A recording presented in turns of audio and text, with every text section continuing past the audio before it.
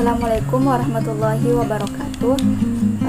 Perkenalkan, saya Jihan Safira dengan NIM 202531125. Melalui video kali ini saya akan memaparkan materi mengenai antiseptik, disinfektan, antibiotik, dan preservasi.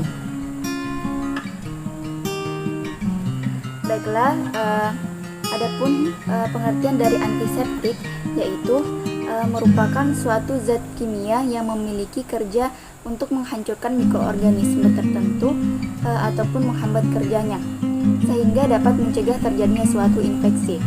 Sedangkan disinfektan didefinisikan sebagai bahan kimia atau pengaruh fisika yang digunakan untuk mencegah terjadinya infeksi atau pencemaran jasa trenik seperti bakteri dan virus, juga untuk membunuh atau menurunkan jumlah mikroorganisme atau kuman penyakit lainnya.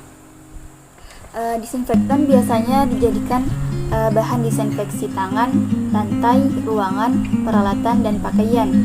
Dalam suatu waktu tertentu, disinfektan digunakan sebagai salah satu cara dalam proses sterilisasi atau proses pembebasan kuman. Adapun macam-macam antiseptik dan disinfektan. Yang pertama ada alkohol. Alkohol sementara etil alkohol mungkin yang paling biasa digunakan. Isopropil dan benzil alkohol juga antiseptik. Benzil alkohol biasa digunakan terutama karena efek preservatifnya sebagai pengawet. Yang kedua, hidrogen peroksida. Agen ini mempunyai sifat antiseptiknya yang sedang karena kemampuan mengoksidasi. Agen ini sangat tidak stabil tetapi sering digunakan dalam pembersihan luka, terutama luka yang di dalamnya kemungkinan dimasuki oleh organisme aerob.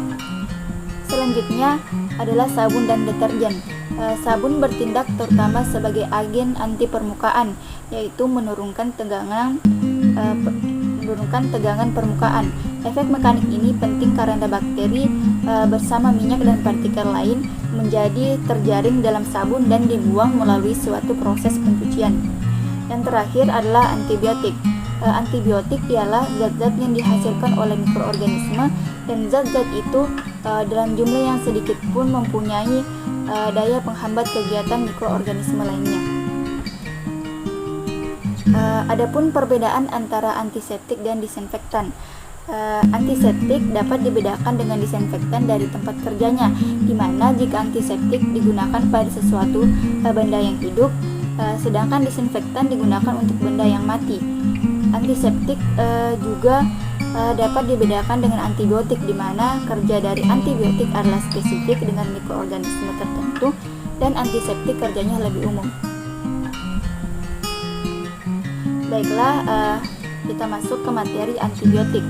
Antibiotik ialah segolongan senyawa baik alami maupun sintetik yang mempunyai efek menekan atau menghentikan suatu proses biokimia di dalam organisme, khususnya dalam proses infeksi atau bakteri. Penggunaan antibiotik khususnya berkaitan dengan pengobatan penyakit infeksi. Meskipun bioteknologi dan rekayasa genetika juga digunakan sebagai alat seleksi terhadap mutan dan transforman. Antibiotik bekerja seperti pestisida dengan menekan atau memutus satu mata rantai metabolisme. Hanya saja targetnya adalah bakteri. Antibiotika berbeda dengan disinfektan karena cara kerjanya. Disinfektan membunuh kuman dengan menciptakan lingkungan yang tidak wajar bagi kuman untuk hidup. Jadi apa fungsi dari antibiotik? Antibiotik berfungsi terutama untuk pengobatan, sedangkan pentingnya antibiotik yaitu sebagai pemacu pertumbuhan merupakan kebutuhan sekunder. Jadi yang dimaksud dengan antibiotik adalah suatu zat yang dibuat oleh organisme hidup, terutama fungi dan bakteri, yang dapat menghalang-halangi atau mematikan bakteri atau fungi yang dianggapnya lawan. Antibiotik yang banyak digunakan dalam pengobatan antara lain yaitu ada penisilin, golongan aminoglikosida, mencakup streptomisin, bentamisin, kanamisin, paramomisin, dan neomisin, chloramphonicon, tetrasiklin, golongan makrolida, dan fungsi statika. Hubungan antara antibiotik dan mikrobiologi. Antibiotik dan mikrobiologi berhubungan karena antibiotik merupakan zat yang dihasilkan oleh suatu mikroba, terutama fungi, yang dapat menghambat pertumbuhan mikroba jenis lain. Kata antibiotik diberikan pada produk metabolik yang dihasilkan suatu organisme tertentu.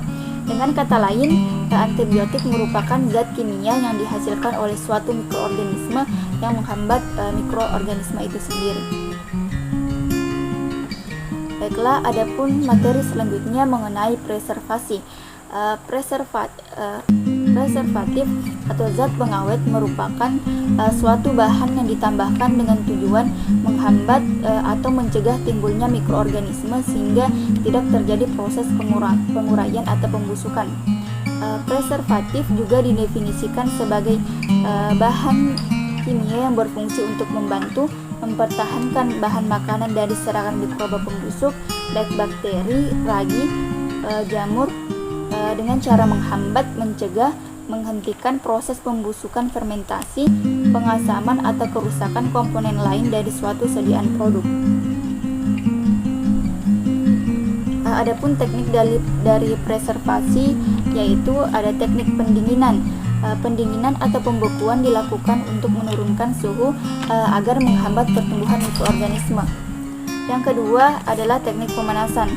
Proses pemanasan ini bertujuan untuk mematikan atau mencegah perkembangan mikroorganisme yang membusukkan makanan dengan suhu dekat dengan titik. Teknik yang ketiga yaitu pengeringan. Pengeringan dilakukan untuk mengeluarkan kadar air sehingga tidak ditumbuhi jamur atau mikroorganisme lainnya. Kemudian teknik yang terakhir adalah pengasinan. Pada teknik pengasinan dilakukan untuk menjaga makanan dengan mengeluarkan kelembapan dari makanan tersebut. Adapun hubungan dari preservasi dengan mikrobiologi yaitu preservasi itu terbagi menjadi dua, yaitu secara mikrobiologi dan secara kimiawi. Kemudian kedua proses ini diekstrak dari suatu mikroba. Adapun mikrobiologi itu mencakup mengenai atau mengkaji mengenai mikroorganisme, mulai dari cara hidup mikroorganisme, faktor-faktor pertumbuhan mikroorganisme, mikroorganisme yang menguntungkan, mikroorganisme yang merugikan, serta perkembangan mikroorganisme. Jadi, apakah hubungan dari preservasi dengan mikrobiologi? Dalam hal ini, keduanya memiliki hubungan yang sangat erat, sebab mikroorganisme yang akan digunakan dalam proses preservasi harus terlebih dahulu diamati dengan baik, mulai dari cara hidupnya maupun peranan mikroba tersebut, yang dimana hal tersebut dikaji dalam materi mikrobiologi atau dikaji dalam mikrobiologi. Selanjutnya adalah batas umum penggunaan bahan pengawet. Pada bahan pengawet, batas maksimum yang diizinkan di Indonesia melalui Peraturan Kepala BPOM Nomor 36 Tahun 2013 tentang batas maksimum penggunaan bahan tambahan pangan pengawet berkisar dari 40 sampai dengan 200 kg dengan batas minimum berbasis air berperisa. Kemudian ekstrak mikroba. Batas penggunaan metabolit dalam proses pengawetan tergantung pada produk yang akan diberi. Penentuan nilai ini dilakukan karena pertumbuhan dan aktivitas mikroba dapat menyebabkan terjadinya perubahan fisik dan pada produk, seperti membentuk lendir, gas, busa, warnanya berbeda atau menyimpang, menimbulkan asam, bau yang tidak enak, dan menyengat, bahkan dapat menimbulkan keracunan. Baiklah, mungkin itu saja materi yang dapat saya sampaikan. Kurang yang lebihnya mohon dimaafkan. Saya Kira mengucapkan wassalamualaikum warahmatullahi wabarakatuh.